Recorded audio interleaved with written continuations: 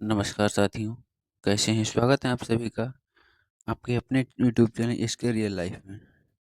जैसा कि हमने कल की क्लास में चैप्टर 2 कंप्लीट कर लिया था, उससे पहले की क्लास में चैप्टर 1 को हमने पूरी तरह से कंप्लीट किया था।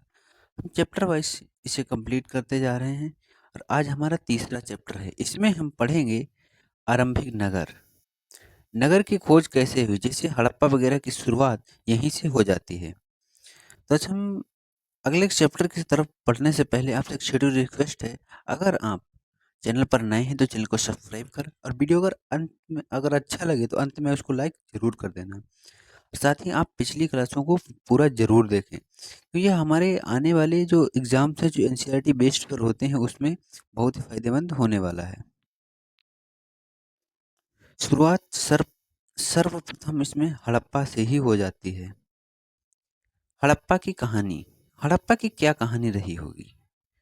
अक्सर पुरानी इमारत अपनी कहानी बताती हैं। लगभग 150 साल पहले पंजाब में पहली बार रेलवे लाइनें बिछाई जा रही थी, तो इस काम में जुटे इंजीनियरों अचानक हड़प्पा पुरातत्व स्थल मिला, जो आधुनिक पाकिस्तान में है। उन्होंने सोचा कि यह ऐसा खंडहर है जहां से अच्छी ईंटें मिलेंगी। यह सोचकर वे हड़प्पा के खंडरों में हजारों ईंटें उखाड़ ले गए, जिससे उन्होंने रेलवे लाइन बिछाई। इससे कई इमारतें पूरी तरह नष्ट हो गईं। उसके बाद लगभग 80 साल पहले पुरातत्वविदों ने इस स्थल को ढूंढा और तब पता चला कि यह खंडहर उपमहाद्वीप के सबसे पुराने शहरों में से एक है, क्योंकि इस नगर की खोज सबसे पहले हुई थी। इसलिए इसलिए इसके बाद में मिलने वाले इस तरह के सभी पुरास्थलों में से जो इमारतें और चीजें मिली हैं, उन्हें हड़प्पा सभ्यता की इमारतें कहा गया। इन शहरों का निर्माण लगभग 4700 साल पहले हुआ था। नगरों की विशेषता क्या थी? जो नगर हुआ करते थे उनकी क्या क्या विशेषताएं थी? इन नगरों में से इन नगरों में से कई दो या उससे ज्यादा हिस्सों में विभाजित किया गया था। प्रायः पश्चिमी भाग छोटा था लेकिन ऊंचाई पर बना था, और पूर्वी हिस्सा बड़ा था लेकिन निचले इलाके में बना था। ऊंचाई वाले भाग को पुराविदों ने नगर दुर्ग कहा और निचले हिस्से को निचला नगर कहा। दोनों हिस्सों की चारदीवारियां पक्की ईंटों से बनाई जाती थी। इसकी ईंटों इतनी अच्छी थी कि हजारों साल बाद आज तक उनकी दीवारें खड़ी रहीं। दीवार बनाने के लिए ईंटों की चिनाई इस तरह करते थे जिससे दीवारें खूब मजबूत रहें।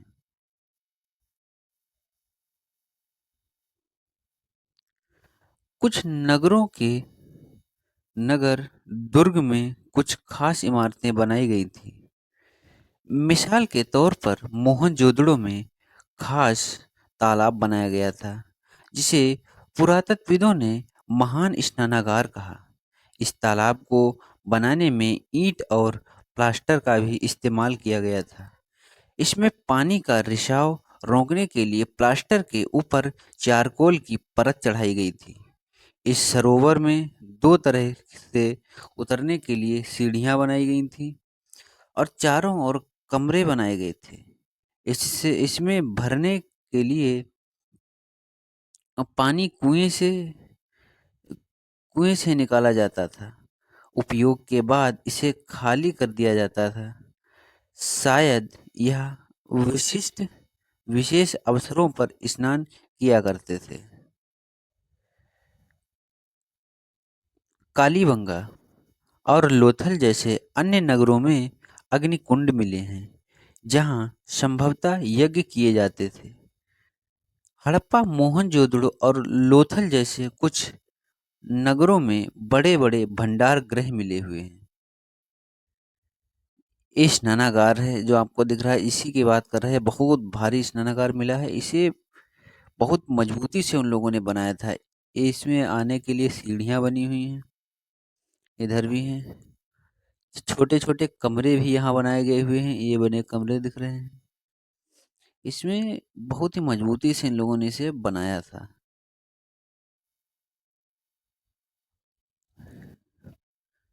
भवन, नाले और सड़कें। इन नगरों के घर आमतौर पर 1-2 मंजिले होते थे। घर के आंगन के चारों ओर कमरे बनाए जाते थे। अधिकांश घरों में एक अलग स्नानागार होता था और कुछ घरों में कुएं भी होते थे। कई नगरों में ढके हुए नाले थे। इन्हें सावधानी से सीधी लाइन में बनाया जाता था। हर नाली में हल्की ढलान होती थी ताकि पानी आसानी से बह सके। अक्सर घरों की नालियों को सड़कों की नालियों से जोड़ दिया जाता था, जो बाद में बड़े नाले में मिल जाती थी। नाले के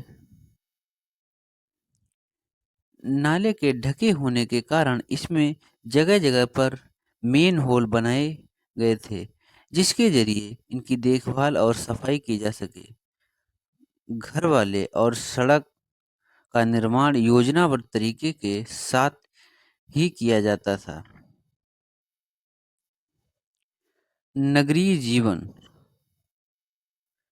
नगरीय जीवन हड़प्पा के नगरों में बड़ी हलचल रहा करती होगी। यहाँ पर ऐसे लोग रहते होंगे जो नगर की खास इमारतें बनाने की योजना में जुटे रहते थे। ये संभवतः यहाँ के शासक थे। यह भी संभव है कि ये शासक लोगों को भेजकर दूर-दूर से धातु, बहुमूल्य पत्थर और अन्य उपयोगी चीजें मंगवाते थे। शायद शासक लोग खूबसूरत मनकों तथा सोने चांदी से बने आभूषण जैसी कीमती चीजों को अपने पास रखते होंगे। इन नगरों में लिपिक भी होते होंगे जो मोहरों पर लिखते थे और शायद अन्य चीजों पर भी लिखते होंगे जो बच नहीं पाई।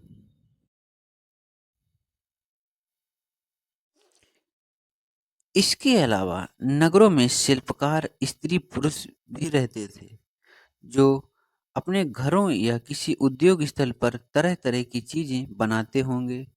लोग लंबी यात्राएं भी करते थे और वहां से उपयोगी वस्तुएं लाते थे और साथ ही लाते थे। सुदूर देशों की किस्से कहानियां मिट्टी से बने कई खिलौने भी मिले हैं जिसमें बच्चे खेलते होंगे। ये खिलौने दिखाए गए हैं यहाँ पर। ये इस तरह के खिलौने हैं। इसमें उन्होंने आकृति किस तरह की बना रखी है, आर्किटेक्चर उन लोगों का आप इससे देख सकते हैं किस तरह से वो लोग इन चीज़ों को डिजाइन किया करते होंगे। नगरों और नए शिल्प। आओ अब कुछ ऐसी चीज़ों के बारे में अध्ययन करें जो हड़प्पा के नगरों से प्राप्त हुई हैं। पुरातत्वविदों जो चीज़ें वहाँ मिली हैं उससे अधिकतर पत्थर, शंख, तांबे, कांसे, सोने और चांदी जैसी धातुओं से बनाई गई थी। तांबे और कांसे से औजार, हथियार, गहने और बर्तन बनाए जाते थे। सोने और चांदी से गहने और बर्तन बनाए जाते थे। यहाँ मिली सबसे आकर्षक वस्तुओं में मनके, बाँट और फलक हैं।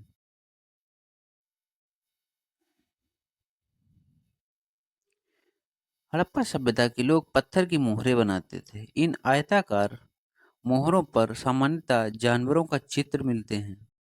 हड़प्पा सभ्यता के लोग काले रंग के डिजाइन किए हुए खूबसूरत लाल मिट्टी के बर्तन बनाते थे। संभवतः 700 वर्ष पहले मेहरगढ़ में कपास की खेती होती थी।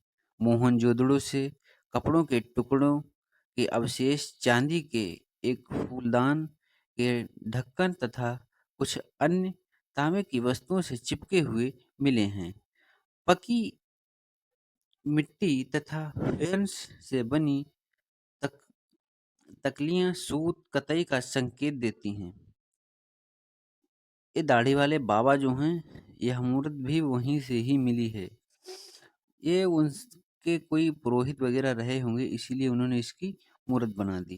कोई जरूर पूजनीय विशेष तरह का व्यक्ति हुआ, इसलिए इसकी मूर्त बनाई गई है। इसमें से अधिकांश वस्तुओं का निर्माण विशेषज्ञों ने किया था। विशेषज्ञ उसे कहते हैं जो किसी खास चीज को बनाने के लिए खास परीक्षण लेता है, जैसे पत्थर तराशना, मनके चमकाना या फिर मोहरों पर पच्चीकारी करना आदि। पृष्ठ 26 पर चित्र देखो कि मूर्ति का चेहरा कितने आकर्षक ढंग से बनाया गया है और उनकी दाढ़ी कितनी अच्छी तरह दर्शाई गई है। यह किसी विशेषज्ञ मूर्तिकार का ही काम हो सकता है। हर व्यक्ति विशेष नहीं हो सकता। इससे पता नहीं है कि क्या सिर्फ पुरुष ही ऐसे कामों में प्रशिक्षण हासिल करते थे या फिर केवल महिलाएं ही। शायद कुछ महिलाएं और पुरुष दोनों ही इस काम में दक्ष देते थे। अभी इसी मूर्ति की बात करता है, दाढ़ी यहाँ किस किस तरह से दाढ़ी को डिजाइन किया गया है। ये वस्त्र किस तरह से पहनाया इसको है।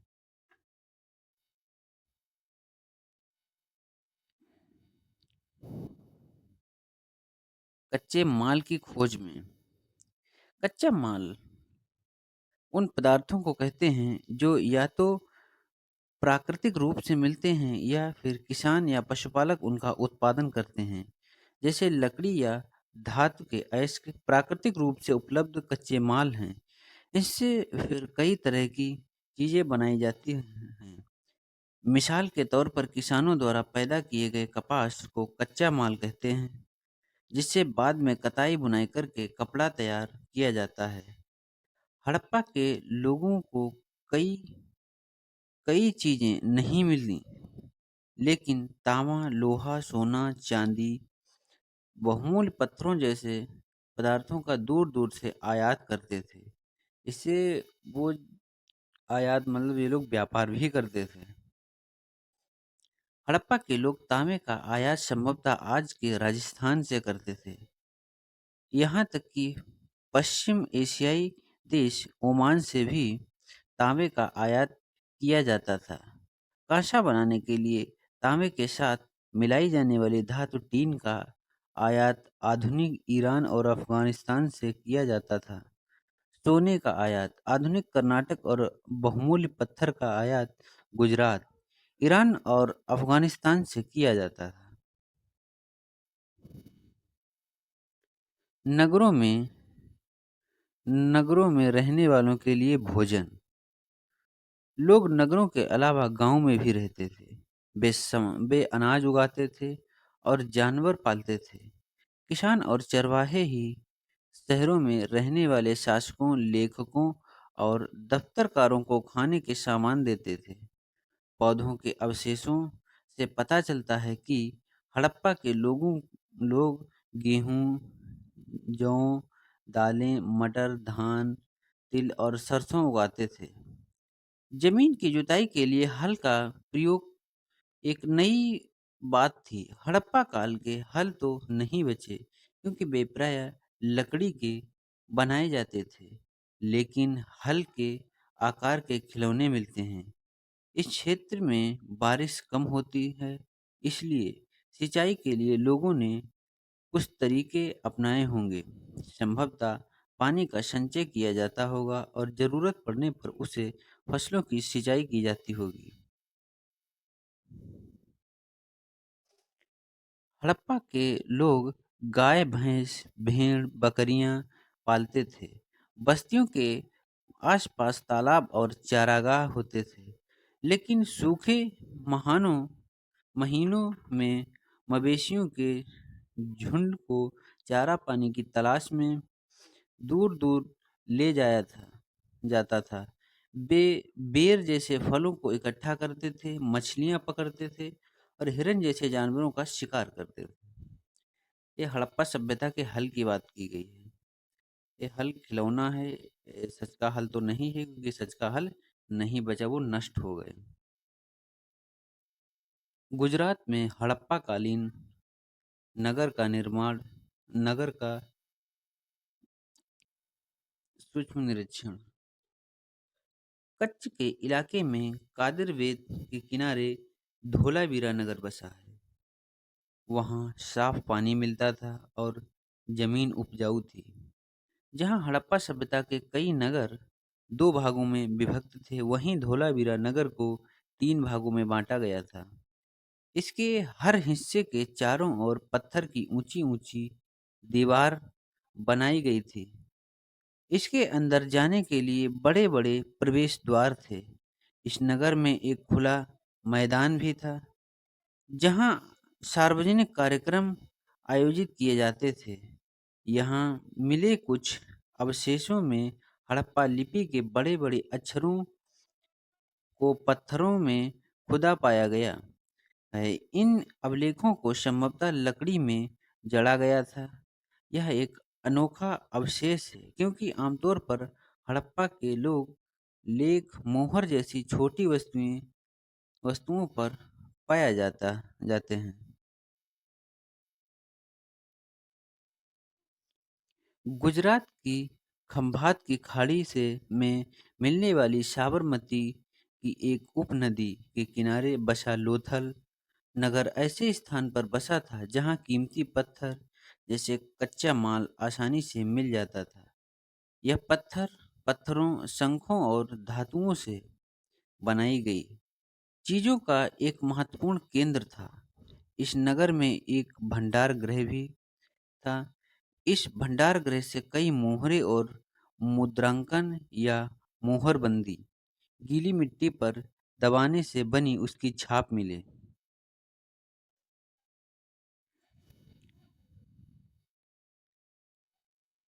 यहाँ एक इमारत मिली है जहाँ संभवतः मनके बनाने का काम होता था। पत्थर के टुकड़े, अधबने मनके मनके बनाने वाले उपकरण और तैयार मनके भी यहाँ मिले हैं। सभ्यता के अंत का रहस्य। यह सभ्यता का अंत किस तरह से हुआ? लगभग 39 साल पहले एक बड़ा बदलाव देखने को मिला। अचानक लोगों ने इस नगर को छोड़ दिया। लेखन, मोहर और बांटों का प्रयोग बंद हो गया। दूर दूर से कच्चे माल का आयात काफी कम हो गया। मोहनजोदड़ो में सड़कों पर कचरे के ढेर बनने लगे। जल निकास प्रणाली नष्ट हो गई और सड़क पर ही झुग्गी नुमा घर बनाए जाने लगे। यह सब क्यों हुआ? कुछ पता नहीं। कुछ विद्वानों का कहना है कि नदियां सूख गई थी। अन्य का कहना है कि जंगलों का विनाश हो गया था। इसका कारण ये हो सकता है कि ईंटें पकने के लिए ईंधन की जरूरत पड़ती थी। इसके अलावा मवेशियों के बड़े बड़े झुंडों से चारागाह और घास वाले मैदान समाप्त हो गए होंगे। कुछ इलाकों में बाढ़ आ गई, लेकिन इन कारणों से यह स्पष्ट नहीं हो पाया कि सभी नदियों का अंत कैसे हो गया, क्योंकि बाढ़ और नदियों के सूखने का असर कुछ ही इलाकों से हुआ होगा। ऐसा लगता है कि शासकों का नियंत्रण समाप्त हो गया। जो भी हुआ, वो परिवर्तन का असर बिल्कुल साफ साफ दिखाई देता है। आधुनिक पाकिस्तान के सिंध और पंजाब की बस्तियां उजड़ गई थीं। कई लोग पूर्व और पश्चिम के इलाके में नई और छोटी बस्तियों में जाकर बस गए। इसके लगभग 14 साल बाद नए नगर का विकास हुआ। इसके बारे में तुम अध्याय 5 और 8 में पढ़ोगे। दोस्तों, अगर चैप्टर आपको समझ में आया हो तो वीडियो को लाइक कर देना।